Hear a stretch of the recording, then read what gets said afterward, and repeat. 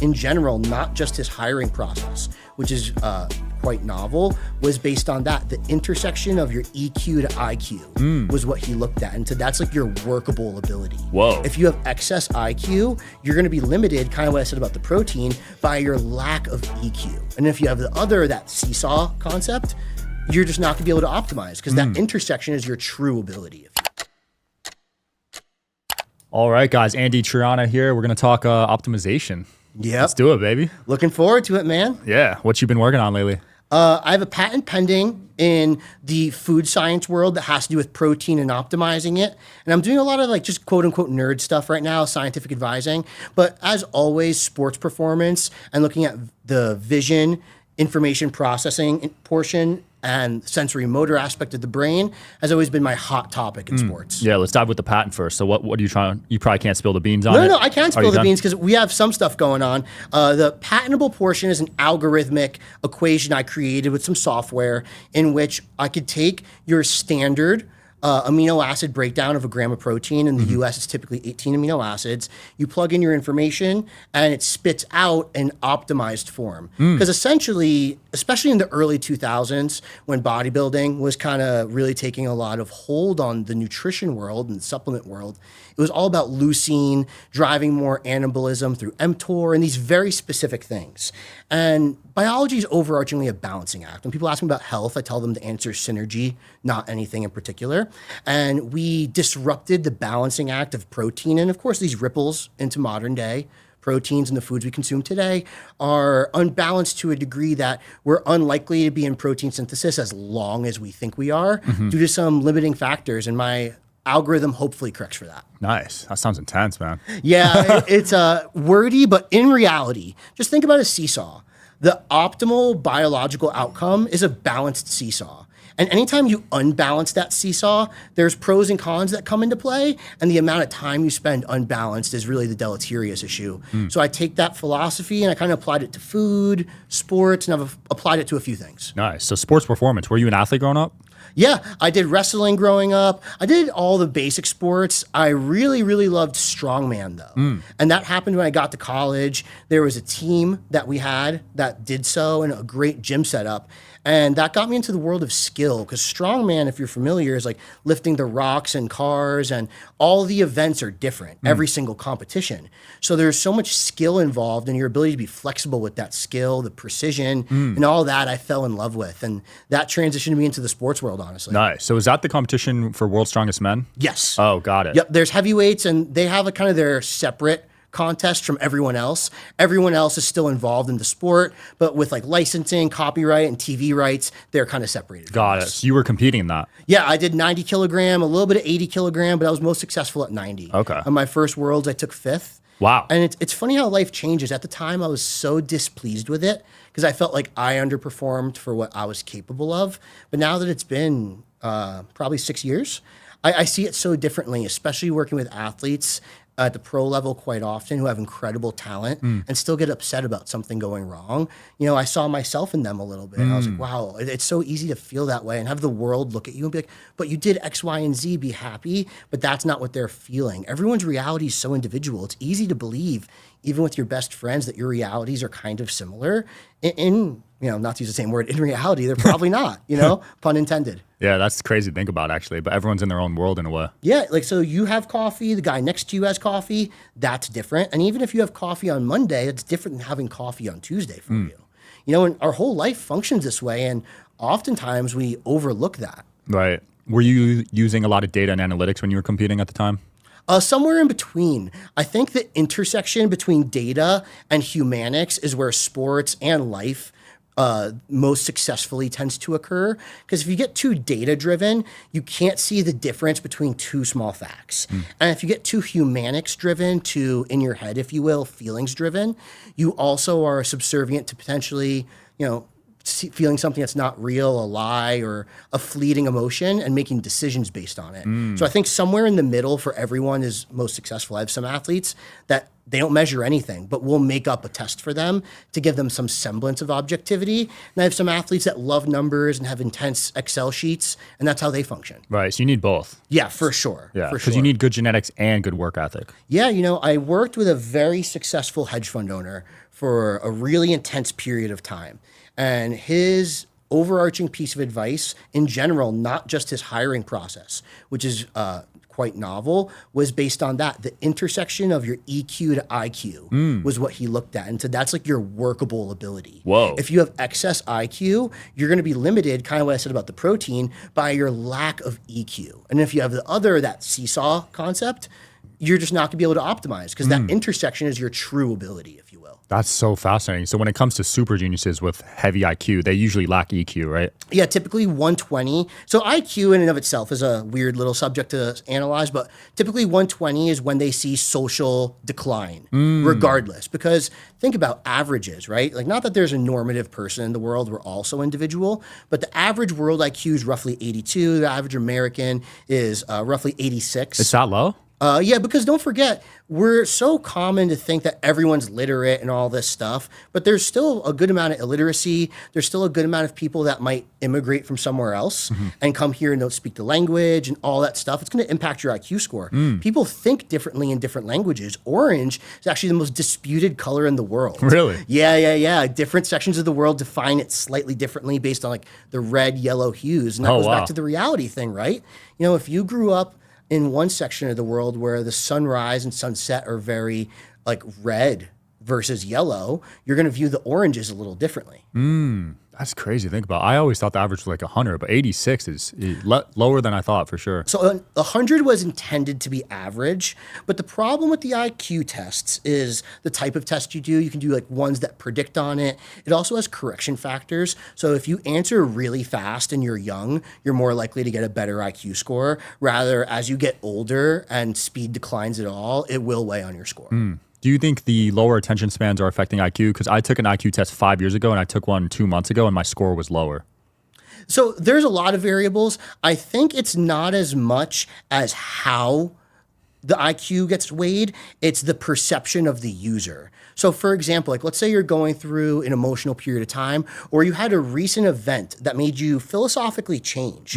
There's ripple effects on that too. So your brain and the frontal cortex will look at decision-making processes a little different. So as you go through the ebbs and flows of evolution philosophically in life, that will oftentimes be reflected in your IQ score. Even something like acute anxiety can make it go down. I was pretty anxious while I was taking it, actually. It was dealing with some personal stuff and business stuff on the side. Yeah, totally. That's why it's a weird number. It's like, what's your average heart rate? You know, it's like, well, you know what I mean? And it's more of a gauge for, I guess, how far off your baseline you are. So if we were, let's say in a scenario, we were working together and you're like, Andy, I'm feeling stressed. I did an IQ test. It's low. It's more likely to be that your stress manifests in cognition rather than seeing it maybe in your heart rate or your gut. Because some people get stressed and they're the same in between the ears, but their gut's ruined, you know, whatever it may be. Yeah, I just took a heart rate test 2 days ago and my average beats were 59, but it was only 10 minutes, but it ranged from 47 to 77. And they noticed when I picked up my phone, it hit 77. Isn't that crazy? Not surprising. So your heart rate actually gets more consistent the more excited you are. So when your heart rate's above 100, it's like very metronome-like. And when your heart rate is below 100, it's less metronome-like. And that's one of the things that HRV, the score on the Whoop and all that stuff, attempts to describe. But it should go up because everyone wants to believe that like if you can operate like a monk all day, you'll be very healthy. But monks purposely avoid things intervening with their life. Dopamine detox, right? Yeah. They not even a detox. It's a way of living for them. They're not detoxing from anything. You know what I mean? They just live that way. Whereas for us, we are culturally bound to stress. You know what I mean? Think about it. It's always grind, do more. And sure, that's a wonderful thing. It's created all this, right? But that has perils to it because you're now associating stress with a positive. And not that it deserves connotation at all, but then all of a sudden, that's how you get to how did I get here scenarios. Like everything was going so good and all of a sudden X happened.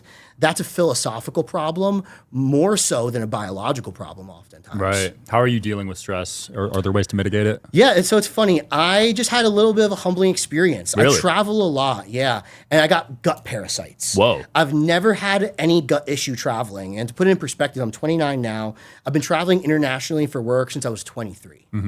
I got a little lazy. I didn't bring the same, things I bring with me typically to an event. I was open to more foods. I wasn't paying attention to the food sanitation as much, especially because I was international. It's important. Your gut microbiome is more of a product of where you live and what you've done in your life than anything else. So the microbiome of all Americans is more similar to each other than like the world's microbiome, of course.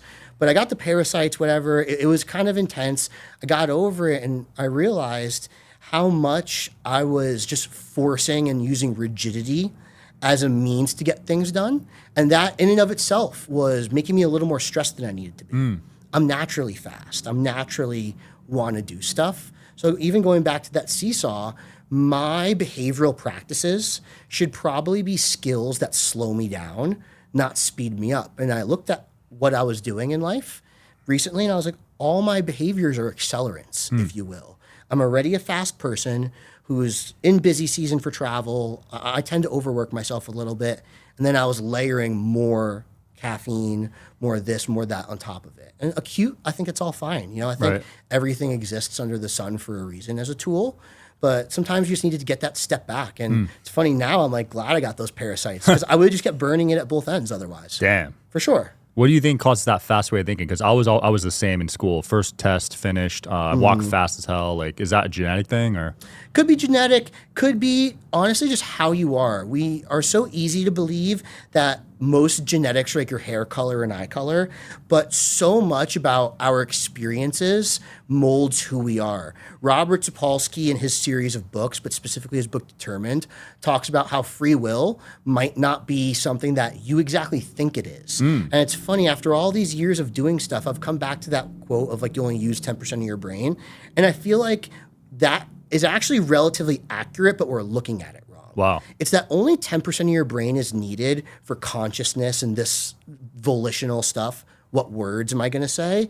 All of the other stuff, even information processing, is below that conscious gap. So our arcuate fasciculus is a part of the brain that links speech, information, and your frontal cortex and decision making.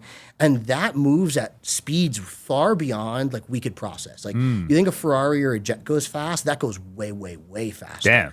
Right? So that's why that 10% quote might be a little more accurate than we gave it credit for. They made a whole movie about that. Yeah, Limitless, right? Yeah, Limitless, yeah. Yep. So that's actually true. That's crazy. Yeah, but you got to look at it the right way. Right. It's not like, can we unlock it? It's that the brain is so superb at managing experiences, decision making, and all this other stuff that it can do it without you having to be aware of it. Like you don't got to think about breathing. Right. They say that one of the worst diseases in humanity is Ondin's curse.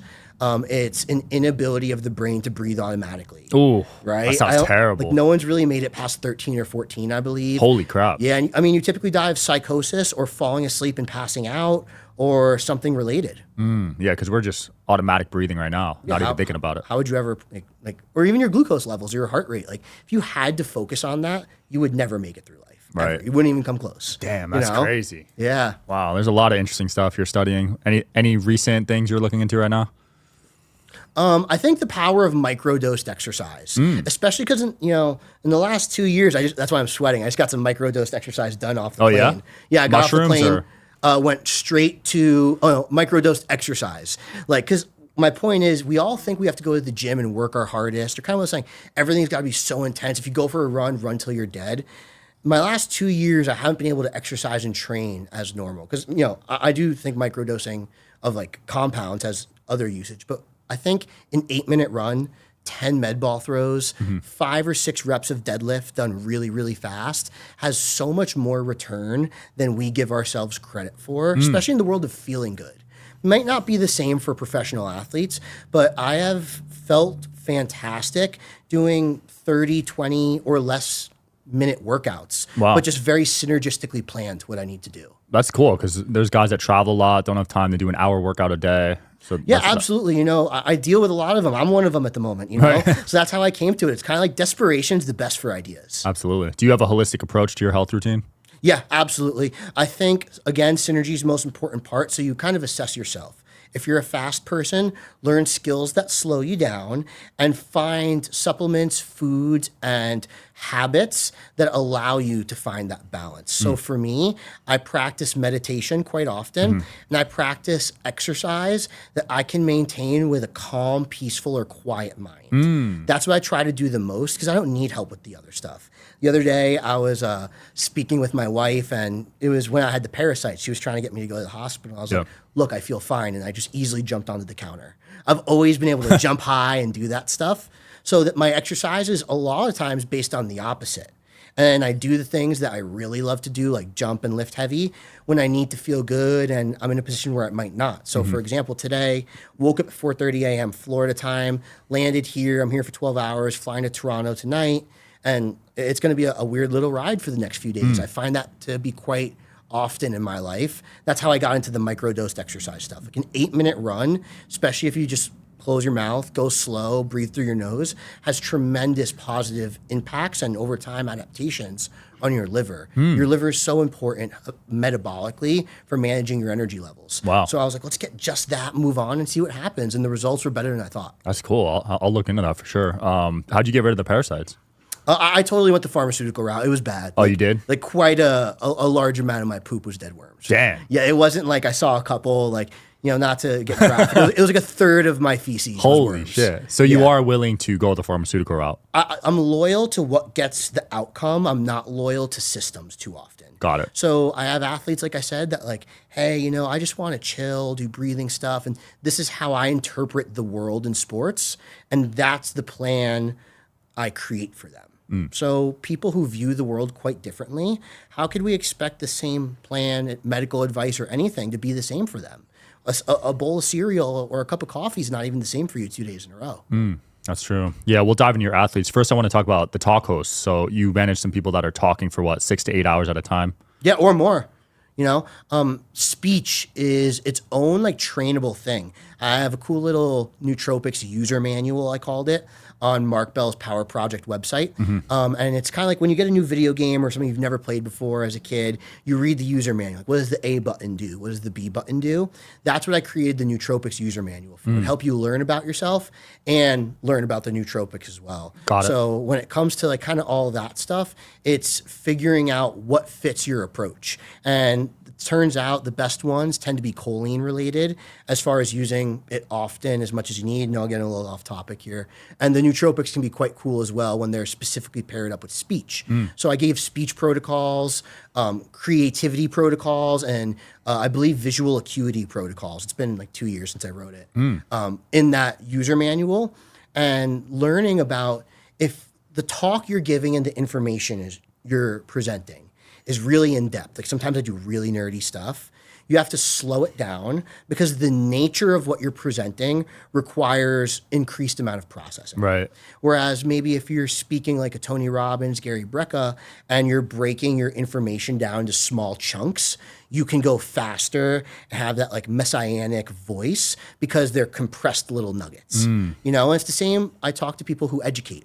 If you use a PowerPoint versus a podcast versus writing, it's different in what information can optimally be presented and how they're going to remember things. I think the art of the conversation's been lost. And that's one of the things I'm grateful for social media, because we learn far better from conversations and real human interactions than we do from like the first time you learned algebra. Oh, absolutely. It's not even close. No, right? Like think about like the hard subjects in high school or middle school.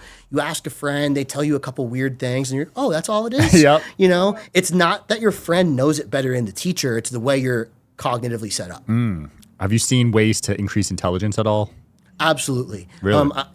I think it's one of those things that starts with thinking that it's like just math is intelligence. Intelligence is a way of looking at the world. So what we see when we talk about the differentiation between two small facts, so the difference between 59% and 60%, when you're in school, it's like an F or a D. And that's really, really broad, right? It's so different, even though it's 1%. One of the traits of most intelligent people is they can tell the difference between two small facts. They can differentiate very well. And one of the other things that's a common trait of highly intellectual individuals is they can think of multiple ways to get the same answer. And when we see that, and I can talk about the research aspect of it a second. you realize that that has nothing to do necessarily with knowing math. It's a chef who can think of deconstructing a hamburger 7 different ways. It's the parent who can deal with a high functioning child and a low functioning child and teach the same like morals and ethics to their kids, you know? And that's really what intelligence is. It's much closer to meeting someone in the middle. So I have a nonprofit that I'm going to publicly announce to everyone next year that's based on visual motor function for the ASD population as a proxy for improving cognition. What's ASD? Autism spectrum disorder. Got it. So looking at what the most prevalent research in the vision world for autism spectrum disorder, I think that the proprietary information I do with a lot of pro athletes in their eyes has incredible transfer. And I've brought a board that helps us look at the autism spectrum developmental model through a lens of vision and changing the brain as their proxy for improving cognition and communication, not just sending them to speech pathologists or speech therapy and doing typical communication drills. I think if we approached it through a brain architecture standpoint, that there can be more progress to be. Yeah, autism is an interesting one because there's people that can really hone in on it and actually make it like a weapon. Yeah, absolutely. I mean, I've had plenty of people label me as autism level 1 or Asperger's because I actually lived through both, you know, just because I'm 29. So they changed it when I was in my late 20s, early 20s, something like that. I think a lot of people are properly and misproperly labeled on it. But I think what's more important is allowing yourself to see that everyone gets to that end product of a mature adult differently. I've seen athletes get way smarter by talking to them different and doing vision drills. So the vision drills I talk about kind of unlocks the brain a little bit. And then talking to them like, hey, you know, I had one football athlete who we talked about altering head motion in certain cutting drills and how the recognition of you can cut multiple different ways makes you think deeper. And that's how I've come today to have like the intellectual philosophy I have on getting smarter and improving yourself. Because I've seen people who've been labeled as dumb and just tried hard at different things in a different way and got to the end outcome. The same way I've met plenty of people who are hands down crazy intelligent, but struggle to do anything with it. You know, I think who we really are exists in between our ears, but who we are in reality is what we speak and communicate. And I think that disparity is where mental health and a lot of problems come into play because you only feel alienated when you feel like what is real to you is not what's real in the world around you. Wow. Yeah, that's deep. So talk to us about these vision drills. So that's actually increasing like cognitive abilities? Yes, I certainly believe so. So I categorize them into 2 sections. There's the relaxing and the vagus nerve focused section of the vision drills. The vagus nerve brings blood to our heart, lungs, and stomach and chills us out. And it takes all the extra excitation away from everything else in the body. And the exciting ones are meant to improve the information processing. Because what a lot of times, like even you and me, we spend a lot of time talking, looking at people and interpreting like facial data. We have lymphatic sites on our eyes and in our face that need to be released and help us relax. I'm sure days you do a lot of talking, you lay down at night, you might feel like your cheekbones are like really high up. And right before you fall asleep, like your face relaxes finally. That's quite common in a lot of people that speak. Have you ever felt that before? Yeah, I have actually. Yeah. That's a whole section of vision drills I focus on. And then that would be the relaxing ones for typically people like us.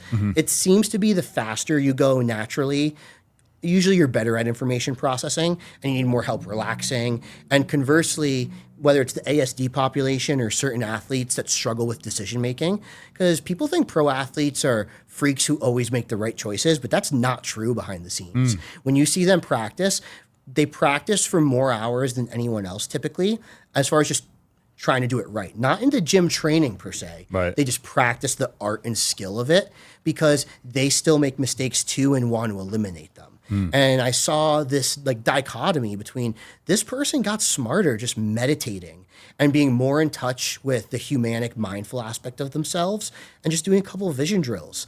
And it's funny because I see a lot of guys in the NFL who experiment with nootropics or other sports where they have a lot of plays and things to remember. Yeah. And that alone gets them smarter because they had already had the stressor of learning all these plays and stuff that they needed help with. And then the nootropic alone made them smarter. But that's why I'm hesitant to say, like, if you just pick up a nootropic, will it make you smarter? It might not. It's Right. only if that seesaw Yeah. is really in play. You still have to take action on it. Absolutely. Have you seen anything interesting with breath work? Oh, for sure. I think the coolest thing about breath work is that it costs you nothing, and the amount of gain you can gain from it is tremendous, because whether you're on the road or at home relaxing and you're truly in a relaxed state, or you're trying to get to one, it still has benefits. And then you can alter your breath work to help you adhere to a habit better, or just help you deal with people's crap better. It's the ultimate moldable skill. What's your favorite type of breath work for athletes? I think doing an outdoor meditation. I think the five senses needs to be incredibly sharp in an athlete: ears, eyes, everything. And when we expose ourselves to the outdoors, I tell the athletes to go meditate and lay on your back. So you'll get the sense of touch from the ground, and we know grounding has a lot of positive benefits. I tell them to focus on hearing things, smelling things, doing it with their eyes closed. Guess, based on having your eyes closed, what's going on in the world around you, and then open your eyes and look at it. And that alone, even though it can take 90 seconds, I've seen have tremendous benefit in people's ability to get through the day a little bit better. And sometimes when we get excited, we joke like caffeine just makes you tired faster. I found that breath work and microdosed exercise ameliorate a lot of the problems with caffeine, where you just got to take more, and that tolerance buildup I've found pretty much goes away with a lot of this stuff. Wow. And that's short and sweet, because some meditations are like 30 minutes, like kind of long. Yeah, I think once you have the skill, you can get away with the shorter bouts. But if you've never developed it, doing something you've never done before is hard. It's a miracle you could do something you've never done before, really. Right. My goal for everyone that needs it in their life should be under 2 minutes. It's great to do it longer if you have the time, but if you can't control your breath in under 2 minutes, you have a lot of low-hanging fruit left. I think. Any other daily practices you do? Med ball throws. Med ball throws. Yeah, whether it's a med ball, a rock, a jump. Not to get too off topic, but the pecking order for neurological degeneration with age, it starts at a substantia nigra. This is what sends off the dopamine signals for motion. And after that, it turns into your hippocampus with memories. And then finally, it's decision-making in your frontal cortex. And after many, many years of looking at this, talking to executives who are aging and stuff like that, I started to think that I think the best defense for it is this creatine, dopamine-esque, exciting, just do a jump randomly, sprint randomly, throw something randomly. Obviously, you got to be able to do those skills first. But I think once you do them, doing them randomly for 8-minute bouts with a fun time, it doesn't, like I have someone that's 55, like almost 60, who is big in the financial world, and things were tough for him at the time. I had him pick up a coconut in the backyard. I'm like, let's throw coconuts with our bare feet for 8 minutes amidst some of the other stuff we do. And I found it to be insane how much it makes not just caffeine work better, your day go better, and all this stuff. And I really, truly believe with all of me that it will prevent holistically age-related decline, assuming it hasn't set in so far. Wow, that's interesting. So that you mentioned memory loss earlier. So what ages are you seeing that in commonly? It's funny. I've seen it tragically early in some people's 20s. What? Kicking in, yeah. I know someone who's trying to get onto LPGA, and she had chronic fatigue syndrome. She got really, really bad nutritional advice for multiple years. Yeah. Like couldn't even walk a quarter mile without What? having some serious dysfunction. Yeah, and very talented athlete, like 22, 23 type thing. And she was showing signs of age-related decline early. So I think it's more of, Mark Bell on a podcast once asked me, like, why does testosterone degrade after 30? And I think it's the same answer. It doesn't. It's that you degrade. You start letting go of habits, and you start allowing yourself for longer and longer periods of time to play the blind eye, and then it starts to disappear. Because I've also seen people who are in their 80s that I would have never believed. I would put my whole bank account that they weren't 80 and are just as clear as you and me at our age. And I'm grateful for, sometimes it stops me from being on social media, but I'm grateful for the bandwidth of people I've met and worked with, because it's made me think about life and what's possible so much differently. Yeah, testosterone's an interesting one, because I have heard that at 30 it drops like, 1% a year or something? Yep, and there is some research to say that, but that same guy I just told you about who's throwing coconuts at 55, before I met him, had testosterone levels that were nearly 1,000 nanograms per deciliter. Damn. which was equivalent to the Great Depression at the time. Right. And obviously he was none alive during that. But what tells us his environment and what you do just plays such a huge role. He's a savage in the finance world, was going through a hard time in life.